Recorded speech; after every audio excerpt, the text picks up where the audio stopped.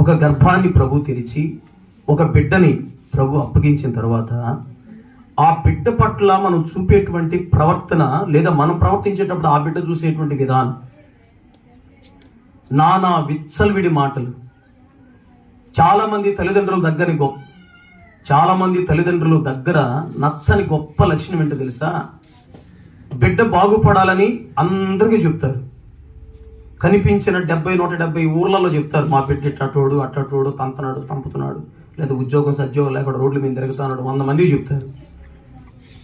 ఇంట్లో ఉన్నప్పుడేమో నా శాపనార్థాలు, నువ్వు బాగుపడవు, నువ్వు సన్నాసివి, లేకపోతే నువ్వు దద్దమ్మవి, నువ్వు పనికి మాలినోడివి, నోటి వెంట మాట్లాడకూడని మాటలన్నీ శాపనార్థాలు వాళ్ళ నెత్తిన పడేసి బిడ్డ బాగుపడలేదు, బిడ్డ